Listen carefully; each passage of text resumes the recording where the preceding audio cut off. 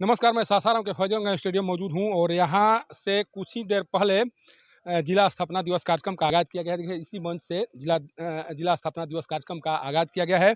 लेकिन इस कार्यक्रम के दौरान क्या कुछ हुआ, ये जानना आप लोगों के लिए बहुत दिलचस्प होगा। क्या कुछ किनके द्वारा उद्घाटन किया गया, उद्घाटन के दौरान क्या क्या कुछ विशेष रहा, ये जानना बहुत ज़रूरी है। इसी मंच पर 3 मंत्री मौजूद थे इस कार्यक्रम को उद्घाटन करने के लिए। जो भवन निर्माण मंत्री सह रोहतास जिला के प्रभारी मंत्री अशोक चौधरी हैं, डॉक्टर अशोक चौधरी, वो भी इस मंच पर उपस्थित थे। पंचायती राज मंत्री जो मुरारी प्रसाद गौतम हैं और अति पिछड़ा मंत्री जो अनीता चौधरी हैं, वो तीनों मंत्री यहाँ पर मौजूद थे। सासाराम विधायक राजेश गुप्ता और जो करहगर विधायक संतोष कुमार मिश्रा, ये भी दोनों विधायक भी इस मंच पर मौजूद थे। एसपी आशीष भारती और डीएम धर्मेंद्र कुमार भी इसी मंच पर मौजूद थे जब कार्यक्रम उद्घाटित किया जा रहा था। कार्यक्रम उद्घाटन का जो समय था वो 10 बजे निर्धारित किया गया था। सभी को एक तरह से आमंत्रण दिया गया था कि 10 बजे इस कार्यक्रम का शुभारंभ किया जाएगा। लेकिन जिस तरह से अक्सर ये देखा जाता है कि तय समय पर ये यहाँ के जो भी जो मंत्री हैं या जो भी नेता हैं, वो उनकी एक आदत सी बन गई है कि निर्धारित समय पर कभी भी कार्यक्रम का आगाज़ नहीं किया जाता है। और वही सब कुछ यहाँ पर भी दिखाई पड़ा। 10 बजे का समय निर्धारित था, लेकिन बहुत देर के बाद, करीब 1 घंटे बाद इस कार्यक्रम का आगाज़ किया गया। 1 घंटा लेट से मंत्री सहित जितने विधायक या जो डीएम और एएसपी हैं, 1 घंटा बाद पहुँचे। इसके बाद इस कार्यक्रम का आगाज़ किया गया। तब तक से यहाँ पर सारे लोग बैठकर इंतजार करते रहे। सोचिए कि जब आप उस कार्यक्रम की रूपरेखा बहुत पहले से तैयार कर चुके हैं, सबको सूचित किया जा चुका है कि 10 बजे कार्यक्रम का उद्घाटन होना है, फिर भी ये इस तरह की लेट लतीफ़ी, ये कहाँ का इंसाफ है या आप कितना इस कार्यक्रम के प्रति संवेदनशील है, इसे पता चल जाता है कि आपके द्वारा ही ये तिथि निर्धारित की गई है। मंत्री और विधायक सारे लोग से पूछकर ये तिथि निर्धारित की गई है। इसके बाद में भी 1 घंटे तक लोगों को इंतजार करना पड़ा इस कार्यक्रम को देखने के लिए। सोचिए कि 1 घंटा पहले आपको पता था कि इस कार्यक्रम का समय निर्धारित है, 10 बजे कार्यक्रम आयोजित का शुभारंभ होना है, तो फिर इतना देर आने का मतलब क्या है। इसके बाद इसी कार्यक्रम से वो सारी उपलब्धियां बताई गई जो अभी तक सरकार के द्वारा हासिल की गई है। बाकायदा वहाँ पर देखिए स्टॉल लगा हुआ है, उसी स्टॉल में ये सारे उपलब्धियों को एक तरह से तस्वीरों के माध्यम से दिखाने की कोशिश की गई और बताने की यह कोशिश की गई कि अभी तक बिहार सरकार के द्वारा क्या उपलब्धि हासिल की गई है, किन क्षेत्रों में विकास किया गया है। लेकिन एक और इसके बारे में भी एक और दिलचस्प नज़ारा आपको या एक दिलचस्प जानकारी दे दें कि यहाँ पर प्रधानमंत्री आवास योजना के तहत भी एक स्टॉल लगाए गए हैं, जिसमें ये बताया गया है कि प्रधानमंत्री आवास योजना के तहत कितने लाभुकों को दिया गया है या किस तरह के भवन बनाए जा रहे हैं। वहाँ पर जैसे ही अशोक चौधरी पहुँचते हैं और उनको बताया जाता है कि ये प्रधानमंत्री आवास योजना के तहत इस कार्यक्रम का इस रूपरेखा तैयार किया गया है। ये झांकी जो है प्रधानमंत्री आवास योजना के तहत तैयार की गई है। उसके बाद वहाँ वो 5 मिनट भी ठहरना मुनासिब नहीं समझते हैं। उन्हें लगता है कि ये जो प्रदर्शनी लगाई गई है, उससे केंद्र सरकार की उपलब्धियों को लोगों तक पहुँचाने की कोशिश की जा रही है। इसीलिए सोचिए कि बिहार सरकार की उपलब्धियों को वो बहुत देर तक देखते रहे।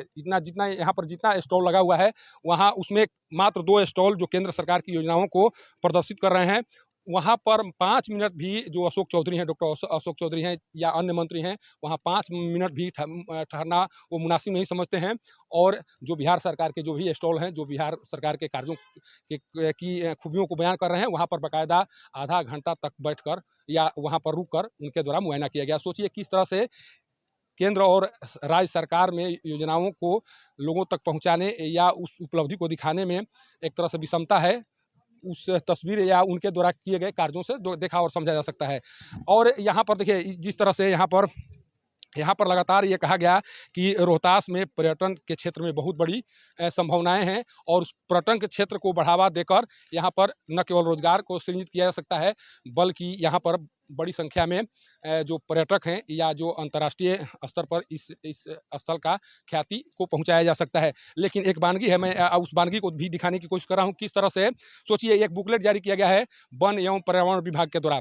ये एक बुकलेट जारी किया गया है और इसमें ये बताया गया है कि रोहतास में किस तरह के पर्यटक क्षेत्र हैं या किस तरह के रमणीय स्थल हैं जहाँ पर लोग आ सकते हैं, आकर आनंद उठा सकते हैं। लेकिन सोचिए कि प्रत्येक साल प्रत्येक साल बड़े पैमाने पर हिंदी पखवाड़ा का आयोजन किया जाता है, हिंदी दिवस मनाया जाता है और लोगों में हिंदी भाषा के बढ़ावा को लेकर कई तरह के कार्यक्रम आयोजित किए जाते हैं। लेकिन वन एवं पर्यावरण विभाग के द्वारा रोहतास जिले के बारे में जो जानकारी दी गई है, ये सारी जानकारियाँ जो हैं इंग्लिश में दी गई है। ये कोशिश है कि किस तरह से उन के पास ये जानकारी न पहुँचे कि रोहतास जिला में क्या कुछ है। कारण कि यहाँ पर जो स्थिति है, यहाँ हिंदी जानने वालों की संख्या भी अच्छी तरह से हिंदी जानने वालों की भी संख्या अगर नहीं है, तो वहाँ पर देखिए जो बुकलेट तैयार किए गए हैं, वो बुकलेट टोटल इंग्लिश में तैयार किए गए हैं और इंग्लिश में सारी चीज़ बताने की कोशिश की गई है। सोचिए रोहतास जिला के ये पर्यावरण के क्षेत्र में ये जानकारी दी जा रही है और सारी जानकारी जो है इंग्लिश में दी जा रही है। सोचिए कि रोहतास जिले में कितने लोग इंग्लिश के जानकार हैं और इंग्लिश भाषा कितने लोगों को समझ में आती है।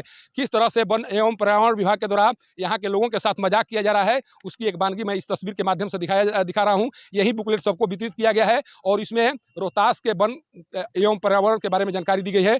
आखिर आपको जानकारी देना ही था तो यहाँ पर प्रत्येक साल हिंदी दिवस मनाया जाता है और हिंदी भाषा को समृद्ध बनाने की कोशिश की जाती है। लेकिन आपके द्वारा जो जानकारी दी गई है, दोनों तरफ से देखिए कहीं भी हिंदी का नामो निशान नहीं है और ये दिखाने की कोशिश की गई है कि वन एवं पर्यावरण विभाग में जितने भी अधिकारी हैं उन्हें हिंदी नहीं आती, या यहाँ के जितने रोहतास के जितने लोग हैं उन्हें हिंदी नहीं आती है। सारे लोगों को इंग्लिश के बारे में जानकारी दी गई है, इंग्लिश के बारे में बताया गया है और ये किस तरह की कोशिश की गई है। सोचिए कि किस तरह से यहाँ के लोगों को एक तरह से अनभिज्ञ रखा जा रहा है रोहतास के वन एवं पर्यावरण के क्षेत्र में। आप अगर इस तरह के कार्य कर रहे हैं स्थापना दिवस के अवसर पर, तो सोचिए आपका मकसद क्या है और आप किस तरह से यहाँ के लोगों को महरूम कर रहे हैं यहाँ के जानकारी को लेकर। इसके बाद यहाँ पर लगातार जब संबोधित कर रहे थे जो अशोक चौधरी हैं, जो भवन निर्माण मंत्री हैं, उनके द्वारा जब संबोधन किया जा रहा था तो तारीफ की गई, काफ़ी तारीफ की गई।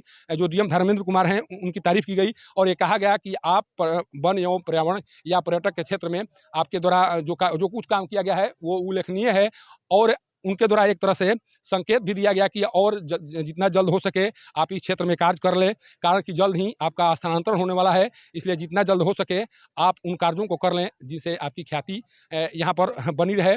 आप जाएं तो भी आपके बारे में लोग चर्चा करें। लेकिन एक चीज़ इतना तो तय है कि जो उम्मीद लगाए थे लोग इस मंच से कि यहाँ पर मंत्री आ रहे हैं, उन्हें कुछ सौगात दिया जाएगा, उनके द्वारा मंत्री के द्वारा रोहतास वासियों को सौगात दिया जाएगा, ये बहुत कुछ नहीं हुआ। एक संकेत के तौर पर बताया गया कि क्या कुछ हो सकता है, क्या कुछ किया जाएगा ये नहीं बताया गया, क्या कुछ हो सकता है ये इशारा किया गया है मंत्री के बारे में। और ये इशारा ये डीएम धर्मेंद्र कुमार की ओर रहा कि आप जितना जल्द हो सके जो भी करना चाह रहे हैं या जो भी नाम कमाना चाह रहे हैं वो जल्दी आप कर लें, कारण कि जल्द ही आपका स्थानांतरण होने वाला है और स्थानांतरण होने के बाद केवल और केवल आपकी कीर्ति ही यहाँ पर काम आएगी। यही वो मंच है जिस मंच से लगातार ये उस उपलब्धि को बताने की कोशिश की गई और ये कहा गया कि स्थापना दिवस को चूँकि 50 साल पूरे हो चुके हैं रोहतास जिला का और इसी 50 साल पूरे होने के उपलक्ष्य में इस कार्यक्रम का आयोजन किया गया था। सामने में वो जो स्टॉल लगाए गए हैं उस स्टॉल के माध्यम से बिहार सरकार की उपलब्धियों को दर्शाया गया, लेकिन उन उपलब्धियों में किस तरह से भेदभाव किया गया। जहां पर केंद्र सरकार की योजनाओं के बारे में बताया जा रहा है या जो स्टॉल लगाया गया है वहां पर मंत्री 5 मिनट भी ठहरना मुनासिब नहीं समझे, वहां से चलते बने। उन्हें लगा कि ये इस प्रदर्शनी के माध्यम से केंद्र सरकार की योजनाओं का प्रमोशन मिल रहा है, इसीलिए उनके द्वारा इंटरेस्ट नहीं लिया गया। सोचिए कितना इंटरेस्टिंग पॉइंट है कि जहाँ पर बिहार सरकार की स्टॉल लगी है वहाँ पर वो बहुत देर तक ठहरते हैं, लेकिन केंद्र सरकार के योजनाओं को लेकर जो स्टॉल लगाए गए हैं वहाँ पर 5 मिनट ठहरना मुनासिब नहीं समझते हैं कि किस तरह का भेदभाव चल रहा है। और ये मंच अभी कुछ देर बाद यहाँ पर सेमिनार कार्यक्रम का आयोजन होगा और उस कार्यक्रम में कई विद्वानों के द्वारा ये बताया जाएगा कि 50 साल का रोहतास अभी तक कहाँ पहुँचा, क्या कुछ किया गया, रोहतास के द्वारा कौन से कार्य हासिल किए गए। लेकिन जो कार्यक्रम हुआ उस कार्यक्रम में कहीं ना कहीं ये जरूर लगा कि कार्यक्रम तो किया गया लेकिन उन कमियों को ध्यान में नहीं रखा गया, जिन कमियों के कारण स्थिति को स्थिति बिगड़ भी सकती है। देखिए एक और मैं दिलचस्प नज़ारा दिखा रहा हूँ। सोचिए कि ये पत्रकार दीर्घा बनाया गया है, ये पत्रकार दीर्घा है और पत्रकारों का काम है कि जो भी यहाँ पर कार्यक्रम हो रहे हैं उसको कवर किया जाए। और ये सामने में देखिए ये सारे प्रशासनिक दीर्घा है, ये प्रशासनिक दीर्घा के लोग यहाँ पर बैठने के लिए बनाया गया है। सोचिए कि जब पत्रकार यहाँ पर बैठेंगे तो वो बार बार उन्हें या तो फिर मंच पर जाना पड़ेगा कवर करने के लिए, या यहाँ पर देखिए सारे लोग खड़े थे, यहाँ पर सारे लोग खड़े थे और पत्रकार यहाँ पर अपने आप को विवश महसूस कर रहे थे, कारण कि यहाँ से वो मंच दिखाई नहीं पड़ रहा था जहाँ पर जाकर वो जहाँ से बैठकर अपना काम कर सके, बार बार उन्हें मंच की ओर जाना पड़ता था। सोचिए, सामने में जिन्हें जिन्हें जो बगल से भी देख सकते थे, सामने में प्रशासनिक दीर्घा बनाया गया है, लेकिन जो पत्रकार दीर्घा है यहाँ पर बनाया गया है और पत्रकारों को किस तरह की परेशानी का सामना करना पड़ा। शायद देखिए यही वो रो था जो इस पर 2 या 3 पत्रकार बैठे हुए थे। पूरा ये दर्शक ये पत्रकार दीर्घा खाली रहा और बहुत परेशानी के साथ पत्रकारों के द्वारा इस कार्यक्रम का किसी तरह से कार्यक्रम को कवर किया गया।